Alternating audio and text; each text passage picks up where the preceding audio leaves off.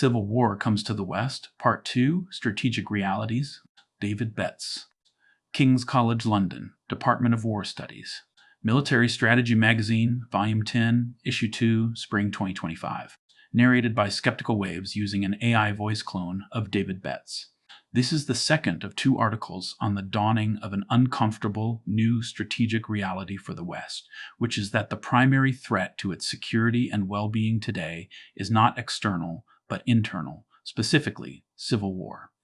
In the first essay, I explain the reasons that this situation has arisen, a combination of culturally fractured societies, economic stagnation, elite overreach, and a collapse of public confidence in the ability of normal politics to solve problems, and ultimately, the realization by anti-status quo groups of plausible strategies of attack based on systems disruption of vulnerable critical infrastructure.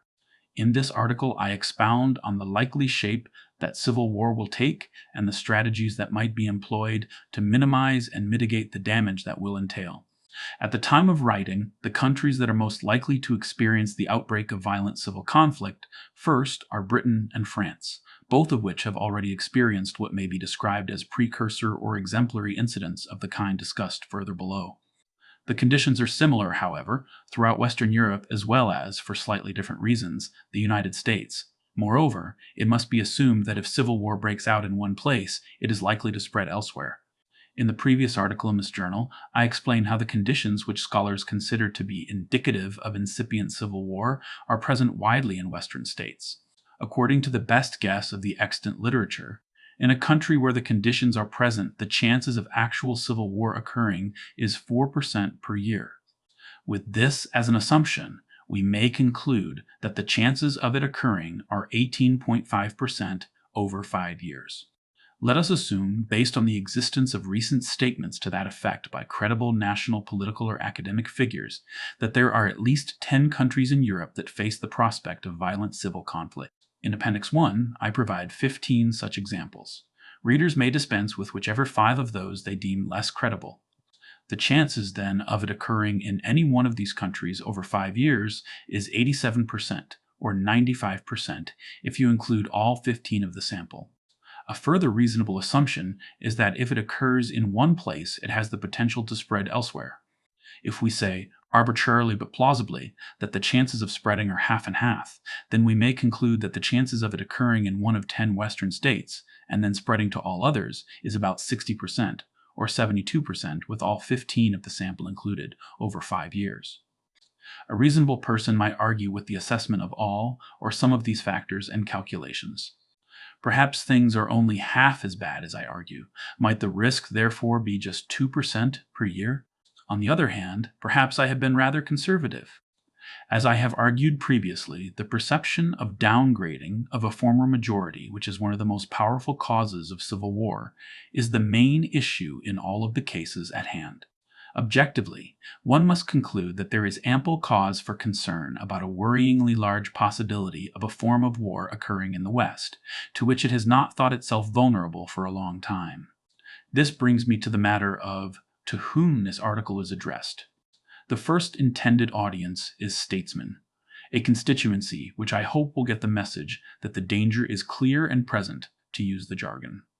The second is the general public, to whom I wish to say, no, you are not taking crazy pills. The feeling you have had that something like this is going seriously wrong is right.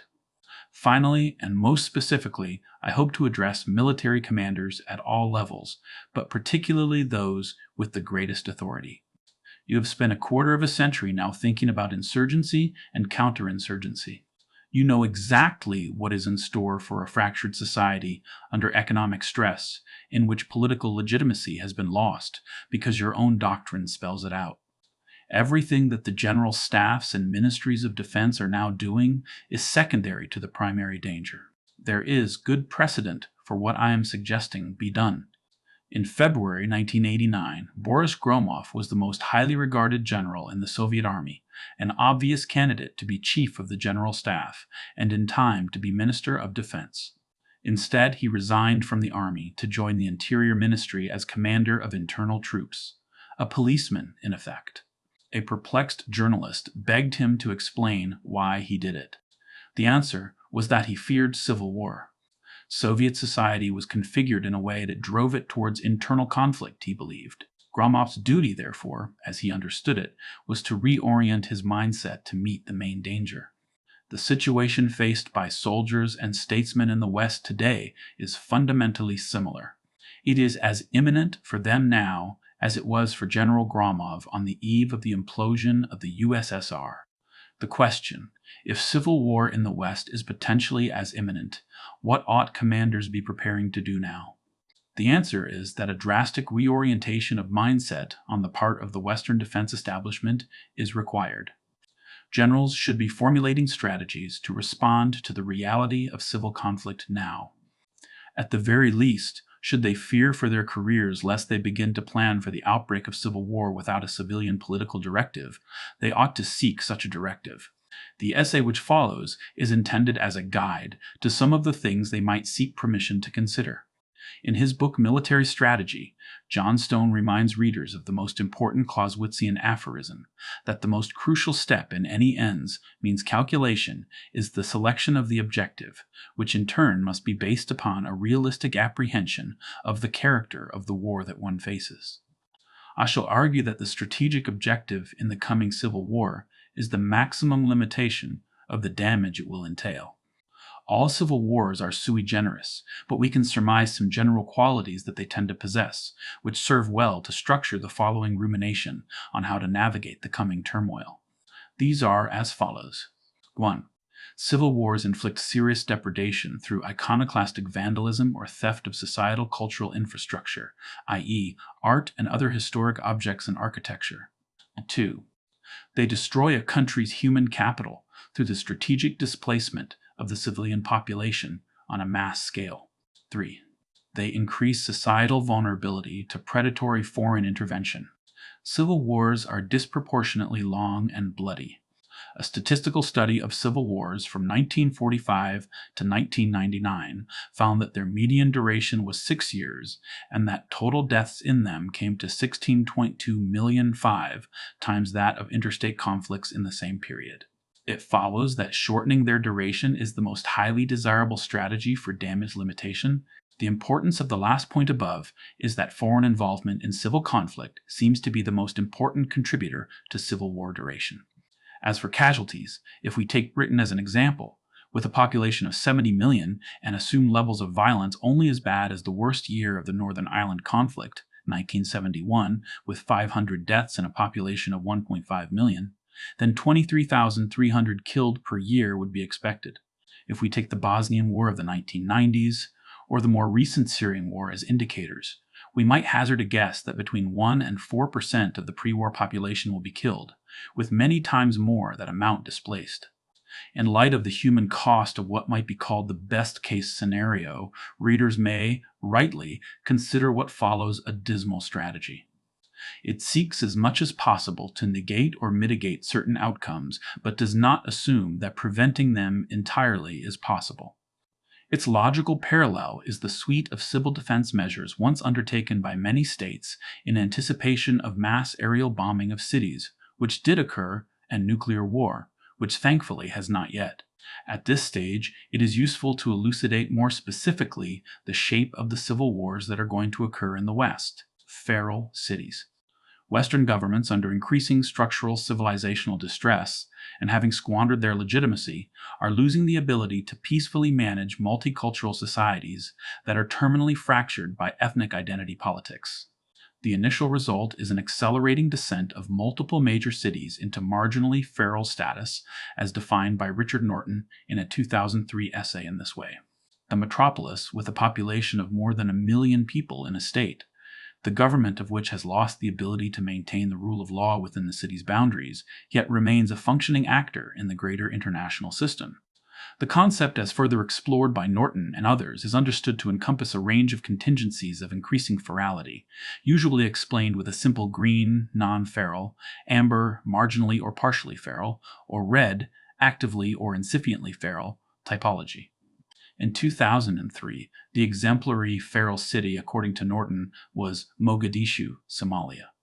As of 2024, a list of global cities exhibiting some or all the characteristics of amber and red ferality, such as high levels of political corruption, negotiated areas of police control, if not outright no-go zones, decaying industries, crumbling infrastructure, unsustainable debt, two-tier policing, and the burgeoning of private security would include many in the West. The direction of the situation, moreover, is decisively towards greater ferality. In short, things are manifestly worsening right now. They are, however, going to get very much worse. I would estimate over not more than 5 years. That is because of the combination of two other vital factors. The first is the urban versus rural dimension of the coming conflicts, which, in turn, is a result of migrant settlement dynamics. Simply put, the major cities are radically more diverse and have a growing mutually hostile political relationship with the country in which they are embedded.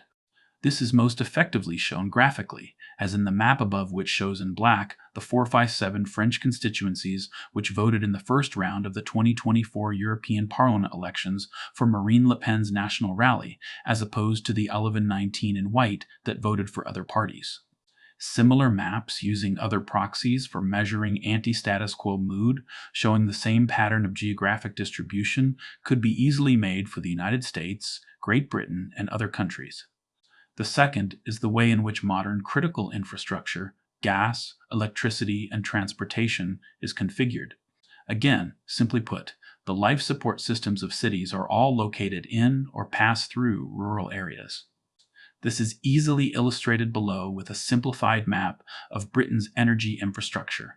None of this infrastructure is well guarded. Indeed, most of it is effectively impossible to guard adequately.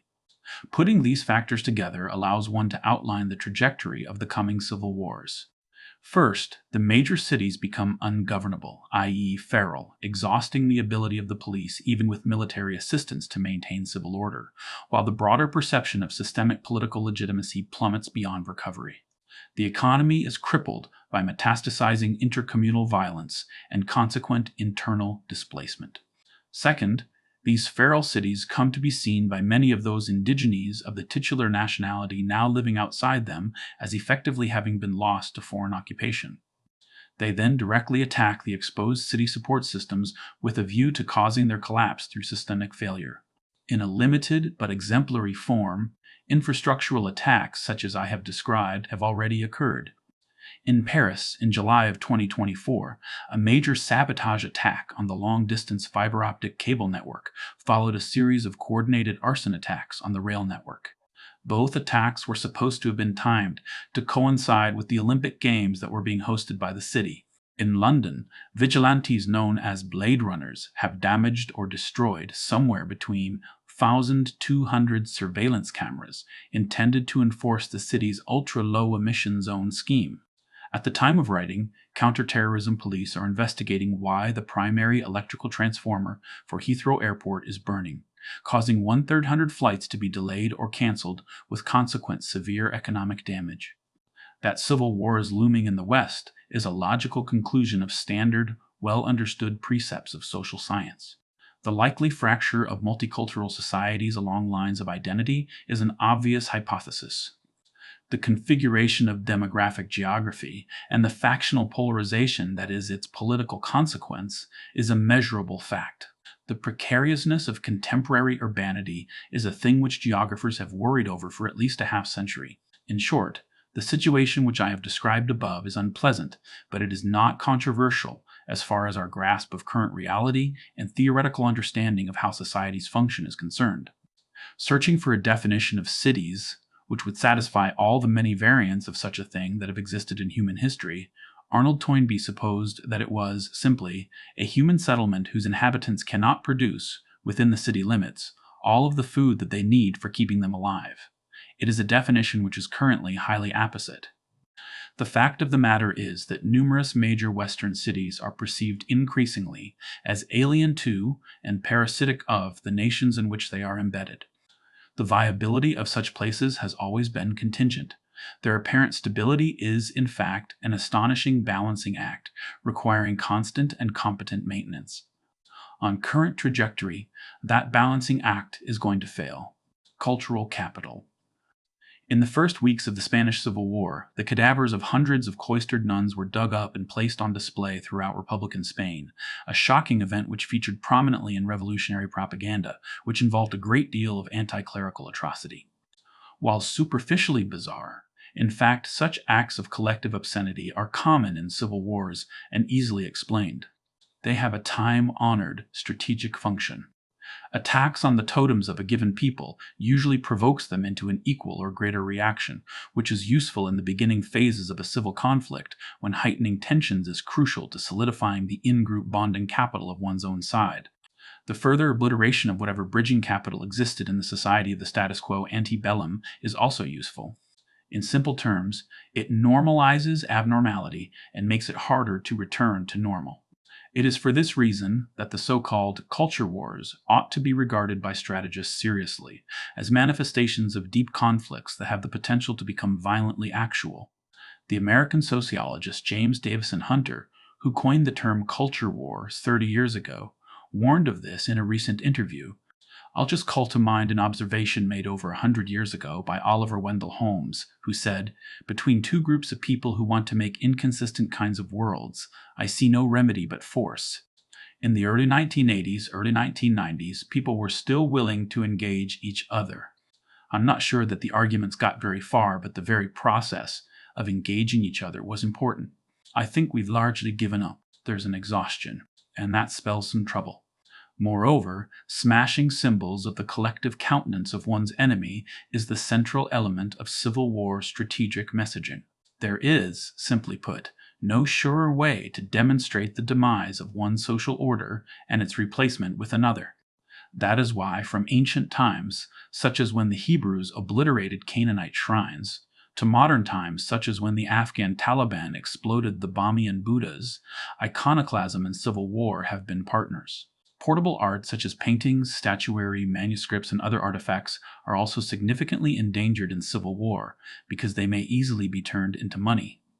Whether it is intended to enrich opportunistic warlords or to generate funds to purchase arms, the fact of the matter is that widespread looting and opportunistic vandalism is endemic in such conflicts.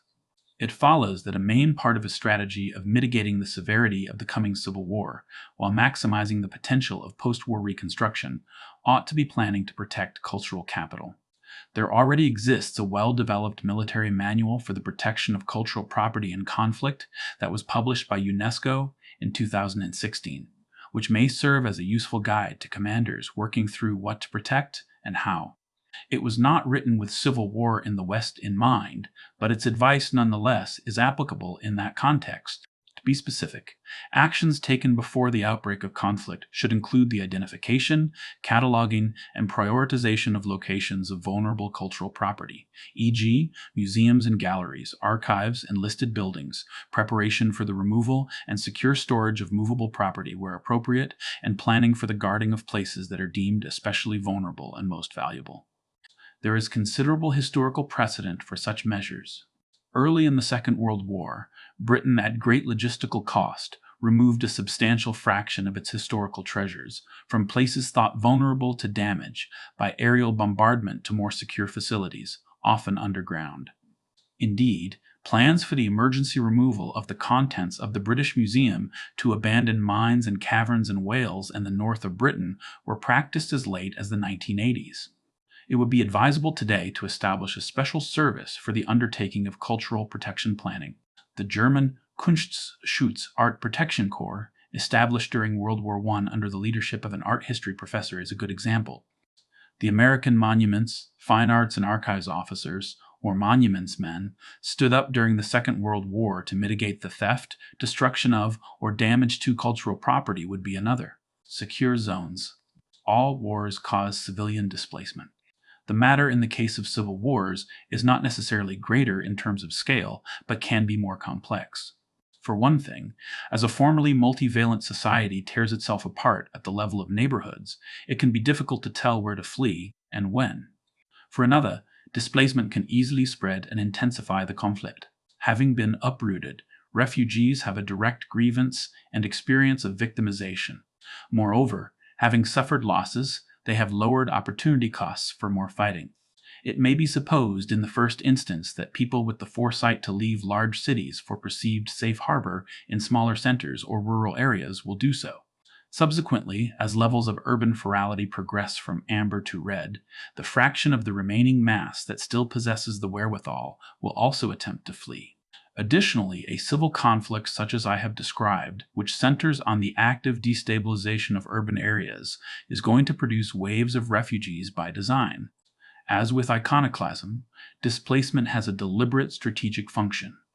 First, it provides an assortative mechanism as people signal their group affiliation based on whether and to where they flee.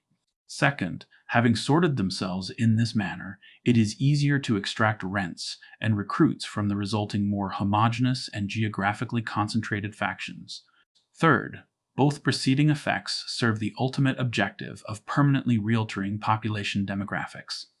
The pattern described above is typical of recent civil wars including Bosnia, 1992 to 1995, Lebanon, 1975 to 1990, and Congo, 1996-1997.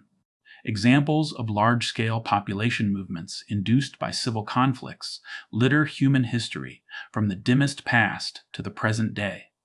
They often are the origin story of many of the world's diasporas and some great countries, notably the United States, which was populated in part by the descendants of English Puritans fleeing religious persecution. A possible means of mitigating the human cost in the short term of immediate deaths and suffering, and in the long term of permanent loss through migration of the most highly educated and able people, would be the establishment of some zones through the duration of the conflict in which a degree of normal civil life might persist. Secure zone would be a misnomer, such places which would, rather, be places of diminished but not absent danger. Establishing them in their own countries will be novel for Western armies. The skills involved, however, are the same as those they have employed often in states racked by civil conflict, such as Iraqi Kurdistan, 1991, Bosnia, 1993 to 1995, Rwanda, 1994, Haiti, 1994 to 1995, Kosovo, 1999, Libya, 2014, Iraq, 2014, and Syria, 2014. Secure zones should be as large as possible, while also being defendable by whatever fraction of the pre-war regular forces remains loyal and effective.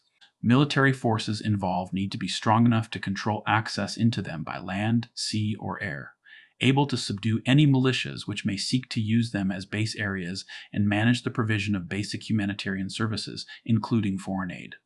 Safe zones should include an airport capable of handling large planes, ideally a seaport, power generation, and communications capability, and a clean water supply. Prior to the outbreak of conflict, map-based identification of suitable secure zones should be undertaken. Additional useful preparation would include the establishment of secure civil defense centers and stockpiling of necessities. An existing model that might be reactivated or copied and adapted is the early Cold War British regional seats of government system. In that case, the working threat assumption was of a nuclear attack, in which event central government might cease to exist.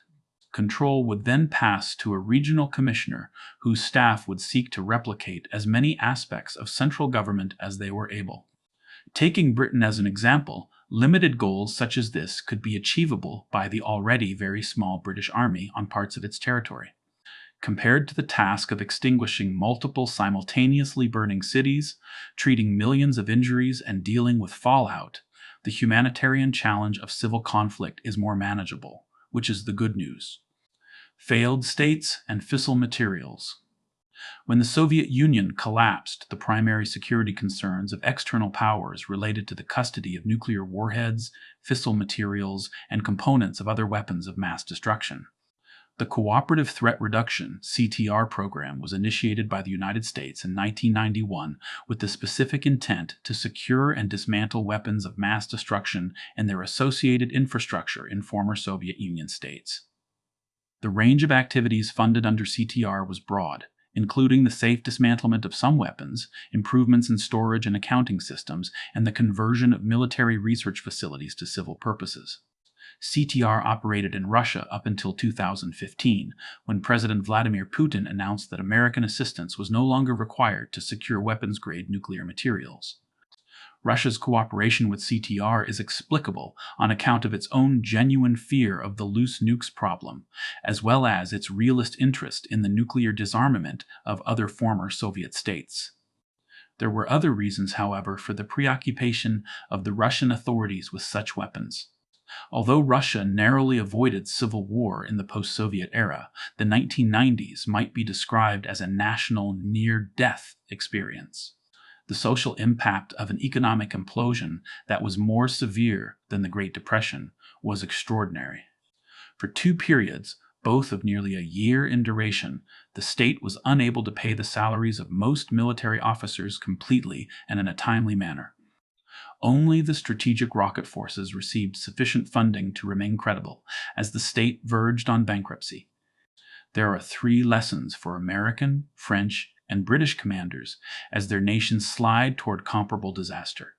First, they ought to carefully validate existing accounting mechanisms for WMDs and related materials and consider the utility of their storage and security facilities in the case of internal conflict. That is because, second, obviously, the long-term effect of the use of such weapons by belligerents in civil conflict would be gigantic. External actors, moreover, may justify their intrusion into the conflict on grounds of prevention of proliferation, as has been suggested, for example, that the United States might do in the case of Pakistan in the context of a hypothesized civil war or military coup. The USSR was once described as upper volta with rockets, and post-Soviet Russia has been likened to a gas station with nuclear weapons. Both appellations were deliberately derisory, but also broadly accurate, a fact that no one knew better than the Russians themselves. The difference, though, to come to the third lesson, is that without nuclear weapons, nations that cannot govern themselves, and which other powers regard as little more than resource suppliers and instability generators, are acutely vulnerable to foreign predation. The reasons for wishing to secure potential weapons of mass destruction against their potential use in a miasmic civil conflict do not require great explication. History has not yet provided an example of a nuclear power descending into civil war, although the case described above was a narrow escape. A partial parallel might be the treatment of the British crown jewels at the beginning of the Second World War, which under fear of German invasion were buried 60 feet under Windsor Castle in a secretly constructed chamber. In anticipation of the need for further relocation, the royal librarian prized the most valuable gems from their settings and hid them in a biscuit tin of fact not revealed to anyone, including Queen Elizabeth II, until 2018. A bigger biscuit tin will be necessary, but the principle is the same. Conclusion.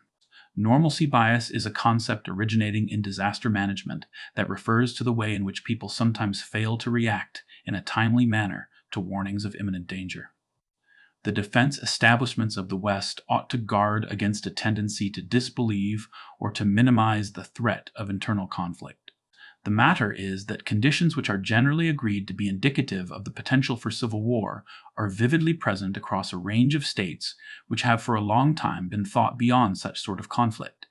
Strategic studies may be quite caught off guard, moreover, for 2 other reasons. First, civil wars are little studied in the same manner as interstate wars.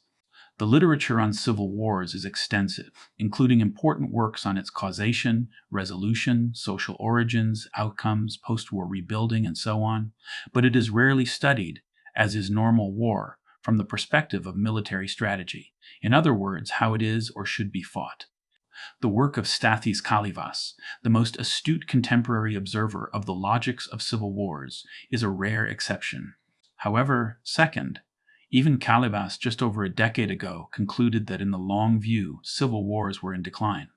His further point, though, was that civil war had undergone 3 major transformations over the last 200 years to, in the last instance, a form which he struggled to describe, one far less ordered and conventional.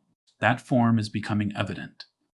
To suggest that civil war is imminent and ascendant and precisely in parts of the world thought, heretofore, to be the wealthiest and least restive is contrary to expectation. But that is where we are.